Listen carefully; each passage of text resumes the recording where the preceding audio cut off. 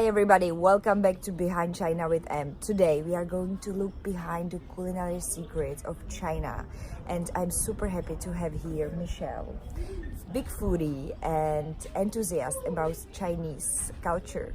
She's born and raised in New Zealand but lived in Beijing for many years. So I will give her the word and let her introduce herself. Great, well thanks for having me. So I'm originally born and raised in New Zealand, ethnically Chinese, and around 5-6 years ago I really wanted to learn a little bit more about Chinese cuisine. Not only what was I eating, but what were the flavors, and then realizing a lot of my cultural identity is in the food that we're eating. So I worked together with a Chinese chef to learn about some of the secrets, and I've learned a lot actually over this journey of 5 to 6 years. Totally. Yeah. I must say that when I was living in Europe, I had no idea what is the real Chinese cuisine like. Since I'm in Beijing, I discovered enormous flavors and different kind of food that I never could imagine that it's the Chinese food. And actually I discovered the Chinese food is really healthy and full of good ingredients. That's right, yeah.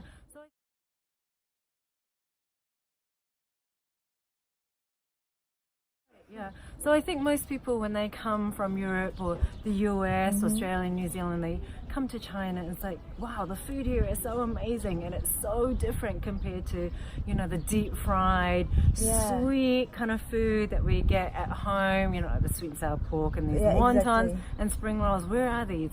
They don't really exist here in, well, not so much here in Beijing.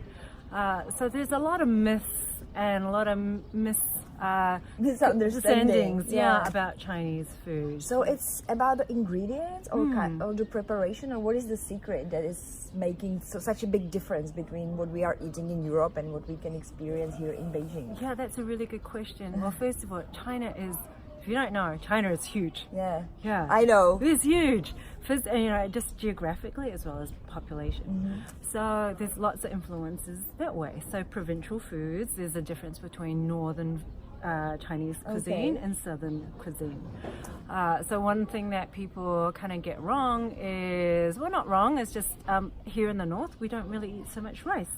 I agree. I was invited for dinner and I was surrounded by many different kind of meat, and the rice came at the very last moment. And when my friend told me, yeah, maybe if you actually eat rice, it means that there was not enough other dishes on the table. That's right, yeah. Very interesting. If you're lucky to participate and join a really traditional Chinese banquet, the noodles and the rice will always come at the end, because the idea is like you should be full on the meats and the seafood and the vegetables, and then the rice kind of acts as a stomach stuffer.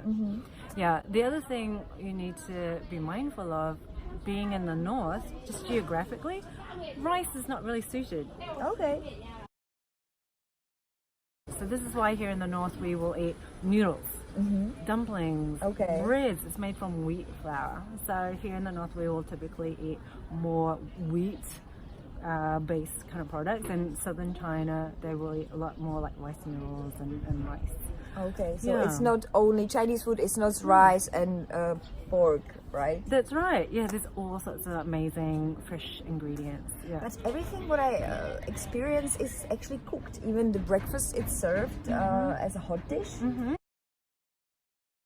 Or what is the reason why Chinese eat only hot meals? Yeah, hot food. So one of the things that you may have kind of encountered, your friends probably don't drink a lot of cold sodas or cold drinks in the only hot water. Right, even in the summertime, right? The idea of icy cold drinks is... I actually got used to it, and now when I go back to Prague, I feel weird being served like a water with ice. So warming foods, particularly in the morning, eating congee or warm bread. Congee, just for your information, it's rice porridge. That's right, yes. Yeah. So that's eating something warm in your body. Basically warms your insides and then kind of prepares you for the day. And it's the same with warm water and hot tea, because if you drink cold beverages, that you require more energy to warm that up in your body. the thing about Chinese cuisine, everything is already cut into bite-sized pieces. True. That's why we don't need any knives, right? This is also really good for digestion, right? And then the amazing thing about Chinese cuisine, Yeah. Everything has a meaning behind, right? that's right, yeah. But Chinese cuisine, we will take that one piece of steak that will serve, Cut it small, and share it, right? share it and Sharing mix it is with caring. mixing it with vegetables from balanced meal, and then because it's been cut into smaller pieces, is easier to digest, and you're consuming less meat actually, and it's and also very mindful with the chopstick. Yeah. Right. It One actually, piece you at a make a time. big effort to just take this little piece of food in your mouth, right? So you're chewing, enjoying, digesting. So this is really good for health.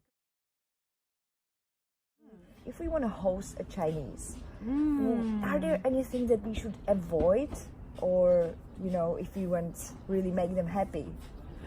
Oh, so in terms of Feel cuisine, home, yes.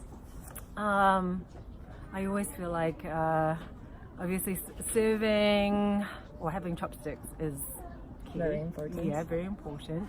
Having tea is also a very small element that you can add to the experience. Even the tea bags are fine.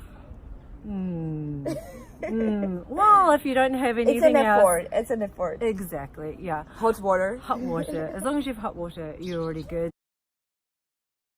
Avoid any dietary products Yes. while Well, hosting Chinese. yes, exactly. And also Chinese food, we don't really incorporate milk or cheese or butter.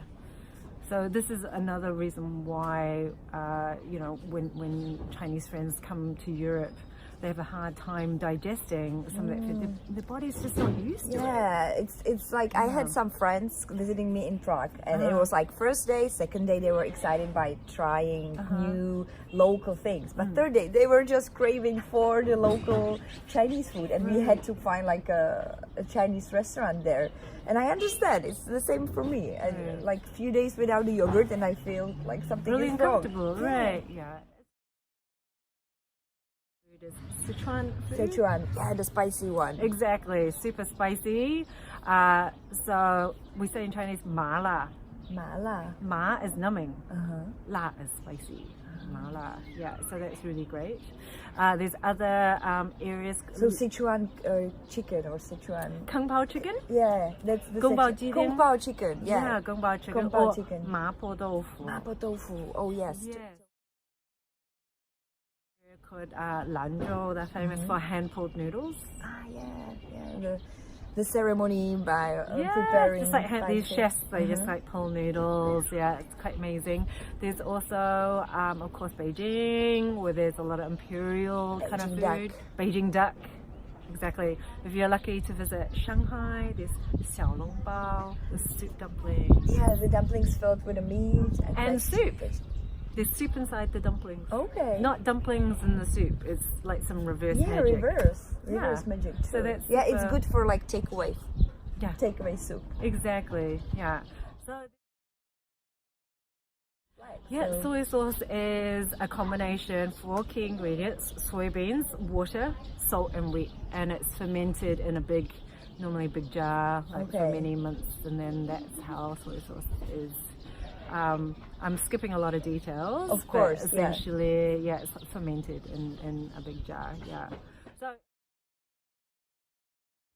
have the possibility to experience the real good Chinese cuisine and maybe cook something for yourself, and at least you have learned how to welcome and serve something to your Chinese friends.